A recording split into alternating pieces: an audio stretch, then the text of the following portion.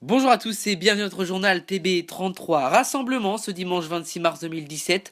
Le collectif Stop à la corruption de nos élus est venu interpeller les citoyens place de la Bourse à Bordeaux. Peu de monde à ce rassemblement. Nous avons interviewé William convaincu. Stop Corruption nous explique les raisons d'interpeller les citoyens et nos élus un mois avant l'élection présidentielle. Un reportage signé Jacques Salomon.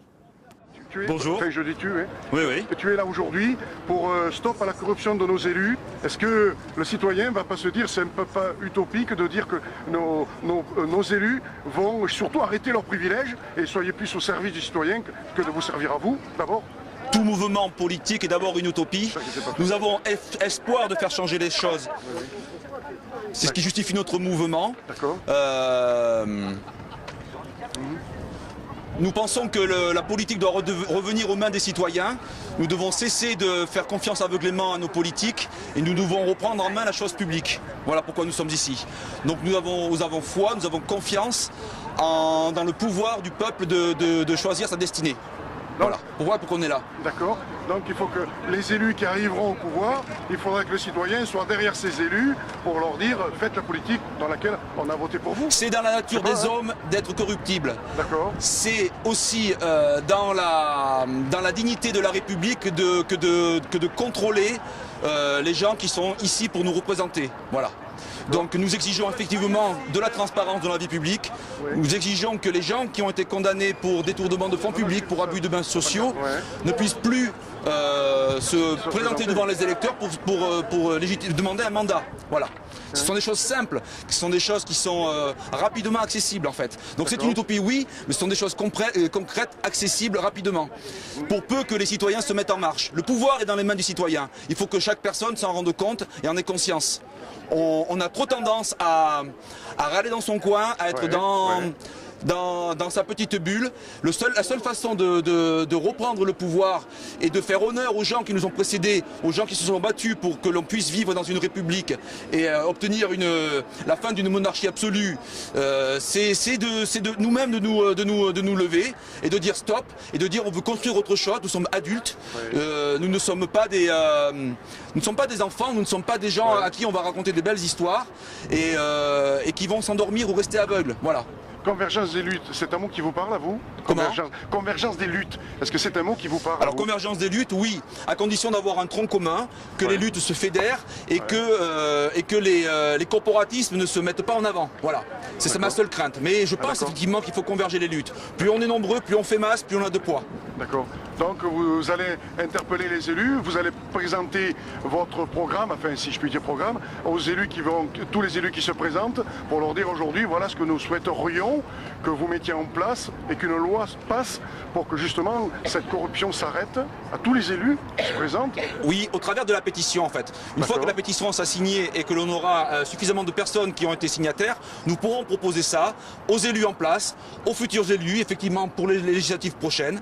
Il faut que chaque candidat ait dans les mains cette pétition et adhère à une charte que nous devrons construire. Tout est encore à construire, les outils sont encore à créer, mais nous ne manquons ni de volonté ni de dynamisme pour le faire. Voilà.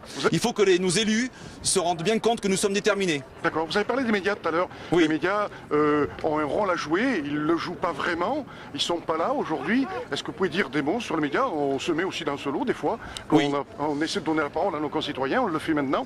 2 mots sur les médias. Alors les médias, le 4e pouvoir en France. Des points d'interrogation sur les médias. Tout le monde sait que les médias sont financés par quelques groupes ou quelques personnes, 4 ou 5 personnes en France qui financent la majorité des médias.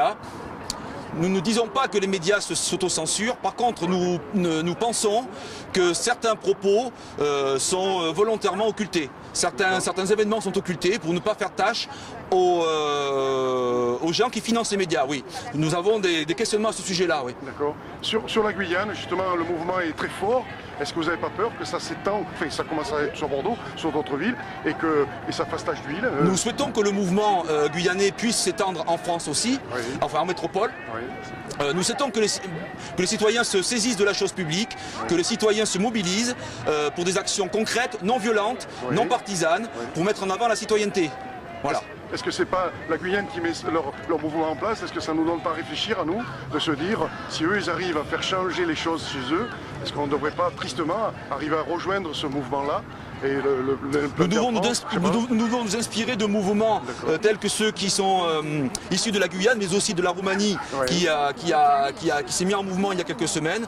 Nous avons plein d'inspiration dans plein de pays qui se mobilisent. Il n'y a aucune raison que la France, qui est une des premières républiques au monde, la France qui est d'où est issu le texte initial de la Déclaration des droits de l'homme, la France qui a instauré la première république en 1789, etc. Cette France-là, issue des Lumières, ce siècle des Lumières avec tous nos penseurs, tout à l'heure je parlais de Montesquieu, on peut en citer d'autres, ces auteurs qui ont inspiré tant de peuples à travers le monde, tant de démocraties qui sont issues de ces textes-là, de ces penseurs-là, il me paraît inconcevable que le peuple français, les citoyens français ne se rendent pas compte et se mettent pas en mouvement pour arborer fièrement le drapeau français et arborer fièrement les symboles de la République. Liberté, égalité, fraternité. Voilà. D'accord. Et sur l'Europe, justement, vous avez parlé qu'il y a un pays qui se met en mouvement. Est-ce que toute l'Europe risquerait pas de se mettre en mouvement pour la libération de ces peuples qui sont opprimés par les banques, on en a parlé, et que ces peuples-là sont opprimés, vivent dans des conditions difficiles avec des travailleurs détachés? Est-ce que justement, si ça fait tache d'huile... La problématique de l'Europe, à mon sens, c'est... la convergence des politiques économiques. Mais en aucun cas, la convergence des politiques sociales n'ont été menées. Voilà. C'est au peuple des différents pays de se lever aussi par rapport à ça, de demander de la convergence, de demander à ce que l'on arrête le dumping social, que l'on arrête de mettre les États en concurrence les uns avec les autres. Si nous sommes européens, nous sommes également frères entre pays européens. Ne pas oublier l'hymne national européen de Beethoven, l'hymne à la joie, voilà l'hymne à la joie, qui doit fédérer tous les Européens dans ce combat pour une égalité réelle. Et aussi peut-être, mais ça c'est en réflexion, obtenir enfin des élections à suffrage universel direct en Europe, ce qui n'est pas le cas aujourd'hui. Voilà. Il y a plein de choses à créer, à inventer, pour que les peuples partout en Europe puissent reprendre la main sur les politiques. Et je fais le lien aussi avec ce qui se passe au niveau des banques mondiales, notamment la Goldman Sachs, qui fait du lobby, qui positionne des anciens membres de sa structure dans les États européens, en Italie, au Luxembourg, etc. Et des anciens présidents de commission européenne qui repartent à la Goldman Sachs. Enfin, il y a des va-et-vient qui sont insupportables, voilà, aujourd'hui. Et la force des lobbies aussi qui est énorme et contre laquelle nous devons lutter. Tout à l'heure, ça a été évoqué, oui. D'accord. Message fort que vous avez envie de faire passer, message fort que vous auriez envie de faire passer, justement, à nos politiques, pourquoi pas leur dire, les citoyens se réveillent, les citoyens veulent prendre leur destin en main.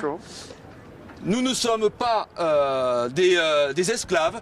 Nous vous élisons, messieurs les élus, pour nous représenter. Vous n'êtes pas nos maîtres, c'est nous qui sommes vos maîtres. Voilà. Merci à toi, William, c'est gentil.